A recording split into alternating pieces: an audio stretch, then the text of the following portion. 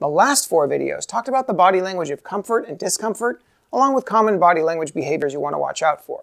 In this video, we'll apply all that knowledge as we learn to detect deception so you can better tell when someone's lying to you. And make sure you watch until the end of the video, where I'll talk about a common behavior of the face liars use all the time that you'll want to train yourself to notice. When it comes to detecting deception, the most important thing that you can know is that almost everyone is terrible at it. Even people that work with liars all the time can rarely detect lies at better than a 50% rate. Even the best people in the world at detecting lies are rarely correct more than 60% of the time. 60% may sound like a lot, but remember, you'll be right 50% of the time if you just flip a coin and guess that they're lying every time it comes up heads. It takes no skill at all to be right 50% of the time. For this reason, you don't want to jump to the conclusion that people are lying right away. The past few videos have shown you a number of body language cues that can help you detect deception, but remember that body language isn't actually showing you lying, it's showing you discomfort. The body language of discomfort shows you that something is wrong. They're experiencing a negative emotion of some type, but it could simply be that they're nervous, upset, or recalling an unpleasant memory. For this reason, we're going to focus not only on recognizing the behaviors of comfort, but also on getting people to relax so that a non-stop feeling of nervousness doesn't mask the discomfort that comes from lying. We want them to be totally calm and comfortable during the conversation, so that lying causes a change in their behavior that we can detect. This is one of the areas where the Social Skills Mastery online training program can be of great help. Because the program focuses on mastering charisma and becoming an excellent conversationalist, you can learn how to have a comfortable conversation with people where they don't feel nervous, even when you're trying to get personal information out of them. If you want to know more about the program, you can find the link in the description below. One of the things you want to keep in mind when reading the body language of someone that's being deceptive is that sometimes people give mixed signals. We all learn at a young age to smile even when we're not feeling good. When you see mixed signals, the negative signals tend to be the honest ones. If someone's trying to pretend to be calm and comfortable after they just lied to you, but you detect signals of discomfort, the uncomfortable signals are probably the honest ones. Keep in mind, there are no behaviors that guarantee that someone's lying. All you can do is look for the discomfort and try and figure out what's causing the discomfort. In addition to discomfort, you also want to look for the amount of emphasis people put on their words. People that are being honest tend to use more hand gestures and be more emphatic than people who are lying. An honest person is more likely to slam his hands on the table while shouting that he didn't do it than a dishonest person. When we're lying, we tend not to want to attract a lot of attention to ourselves, so we gesture less and we don't defend ourselves as hard because we know it's not true. Obviously, like all indicators of dishonesty, this isn't foolproof. A person might know that liars gesture less, and so they might consciously make an effort to emphasize their words more and to use more gestures in an attempt to deceive you, so you can't be certain that someone's being honest with you just because they gesture a lot. You'll also want to keep in mind that the old adage that a liar won't look you in the eye is also false. If anything, they look you in the eye more than honest people, but more than likely that's just because they're trying to fool people who believe this. Because lying causes most people more discomfort than telling the truth, we want the person to be as comfortable as possible to start with so that the discomfort that comes from lying will be obvious. This is why interrogators ask questions to get to know the suspect before they ask about the crime. They want to make sure that the person has a chance to get calm and comfortable so that the behavior change when they lie is more obvious. Anything that makes them uncomfortable other than lying to you is only going to make it harder for you to detect their lies. For this reason, you want to ask your questions in a non-accusatory manner.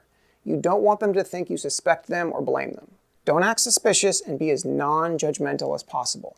If you make them defensive, it'll only be harder to detect deception. Avoid getting in their personal space and be as relaxed as possible. Ask for clarification in non-accusative ways. You might ask, "Can you tell me more about that?" Or, "Then what happened?" Or, "I don't understand. Can you explain that part again?" You want to come across as curious and interested, but not accusatory. The more you can get people to expand on the situation, the more likely you are to discover the truth. Comfortable people tend to have more open body language, and their behaviors and speech patterns tend to synchronize with you. If you're being calm and relaxed as you should be, and they're rushed or annoyed, that isn't a good sign. All the usual signs of discomfort that we talked about in the previous 4 videos still come into play. Pacifying behaviors like touching the face and neck, putting barriers between you two, like turning the chair around so that the back of the chair is between you two, or turning or leaning away from you are all signs of discomfort that could indicate deception. A decrease in the amount of physical touch a person gives you can be a big indicator, especially in romantic relationships where physical touch is normal. If the person refuses to touch you, or if they're holding your hand and suddenly pull away, that's an indicator that something could be wrong. Most people don't want to hold your hand when lying to you. Behaviors that feel out of sync tend to be dishonest. When you honestly say no, you tend to shake your head right as you say it. If there's a delay between saying no and the shaking of the head, it's more likely to be a lie. Likewise, if a person says no while shaking their head yes, this is also more likely to be a lie, though this behavior is most frequently found in children who just haven't learned to lie well yet. Facial expressions that are held too long are also frequently indicators of deception. Normally when you smile, frown, or look surprised, it's only for a moment. People that hold these facial expressions for what feels like too long are often being deceptive. Smiles of shorter than 2/3 of a second or longer than 4 seconds are often false smiles. Trust your feelings when evaluating these things. Body language is a universal language that we all speak. Honest behavior just feels right to us. When you see someone genuinely smiling, you feel like they're happy. When we see a fake smile, or someone says they're upset but they seem to be holding back a smile, something feels off to us. Trust those feelings. If somebody's body language doesn't feel real, then it probably isn't. When someone speaks with their hands out and palms up, they're trying to get you to accept or believe them, and so this is a common tactic people use when lying. When people shrug shoulders using just one shoulder or partially raising them, that's also more likely to be a sign of deception. If you see someone that's uncomfortable, don't be afraid to ask if something's wrong. Not all discomfort is because of lying. Perhaps they just had a big fight with their partner before you started talking with them. Or perhaps they're late for work and they're worried that this conversation with you is going to make them get in trouble. Perhaps they just really need to use the restroom. There are a number of reasons a person can be uncomfortable that have nothing to do with deception. So simply asking them outright what's wrong can help alleviate the problem while also building rapport between you two, which will help you get at the truth. If you're going to sit someone down for a conversation in which you look for lies, here are some things to keep in mind. First, you want to see as much of the person as possible. The more of their body that's visible, the more body language cues you can get. Second, expect some signs of nervousness and some pacifying behaviors to begin with. The reason why you want to make them comfortable and build rapport is to minimize these as much as possible. Once you've talked to them for a while about uncontroversial things and have established enough rapport to make them comfortable, you want to start looking for changes in their pacifying behaviors. You need to have a baseline of what their comfortable behaviors look like so you can tell when they get more uncomfortable and nervous because they're lying. Third, when you ask a question, carefully observe everything that they do. If it's a question that they dislike, they'll likely show signs of discomfort as soon as you ask it. They might show tightness in their face or leaning away from you. Then, when they prepare to answer it, they might show other pacifying behaviors, such as touching the face, neck, or other parts of the body. Don't be in too much of a rush to ask more questions. You want to take the time to fully witness their entire reaction process before you ask another question and start the whole reaction process again. A couple of things to keep in mind. Chattiness does not mean honesty. Just because the person is talking a lot doesn't mean they're being honest with you.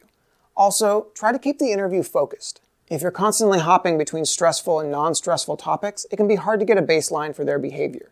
You want to stay focused on the stressful topics so that you can see what causes greater stress, and those will be the areas you want to ask further questions. I mentioned at the beginning of the video that there's a common behavior of the face you'll want to watch out for when detecting deception. When people are telling you the truth, they're just trying to convey information. When people are lying to you, they're trying to get you to believe them. As a result, liars are always looking for acceptance. You'll also see this behavior when low-status people tell a joke. They'll tell a joke and then they'll look around the room to see if other people found it funny. They have this expectant look on their face that says, "Did you like it? Was I funny?" They're looking for acceptance. Liars do this all the time. They want to know if you believe their lie, so they look at their audience expectantly to see if the lie is landing and if they're being believed. They're not just trying to convey information, but instead are trying to convince, and so they'll look at you with an expectant look to see if they've convinced you. This is a handy behavior to pay attention to because not only can it be used for lie detection, it can also be used to detect romantic interest. When people tell a story or a joke, they often look at the person they're most interested in to see how they react. The person they're most trying to impress is often the target of their romantic interest. You can use this to see who likes who and also to see if someone's trying to impress you. Likewise, if you want to come across as higher status and not look like someone that's just trying to impress others, you'll want to avoid this behavior. Tell your story or joke, laugh if you find it funny, but don't scan your audience or the person you like to see their reaction. Doing so makes you seem lower status because it makes it seem like you told the story just to impress others and not because you enjoyed it and wanted to share it. If you find tips like this helpful, make sure you're subscribed to the channel as I try to put valuable tips in my videos so that they're not just informative but actually useful in your day-to-day life. And if you really want to take your body language and lie detection skills to the next level, make sure you check out the Social Skills Mastery online training program in the description below. In that program, I have a video that'll teach you how to get people to open up when their body language isn't matching what they're saying. You'll also learn a master interrogation technique that will get people to tell you the truth even when they really want to hide it from you. And as always, there are exercises designed to help you master these skills. The Social Skills Mastery online training program isn't designed just to be entertaining like a YouTube channel. Instead, at the core of the program are the exercises designed to help you get better and better at dealing with people every single day. That's why, in addition to over 100 videos, the program contains 80 exercises designed to help you master human interaction in a way you never thought possible. So if you're ready to change your life for the better and improve every aspect of your social life, including your romantic relationships, your friendships, and the way you deal with your boss and coworkers, make sure you check out the link in the description below. The program has over a dozen exercises dedicated to helping you master body language, and there are also links for 3 great books in the description below if you really want to dive deep into this topic. I hope you found this series fun and informative. Make sure you like the video if you haven't done so, and leave a comment letting me know of any other topics you'd like to see me cover. I created this channel as an opportunity to help the community, so I take your suggestions very seriously, so don't hesitate to tell me what you'd like to see. I have some really interesting videos in the works, so make sure you come back soon so you don't miss anything, and I will see you in the next video.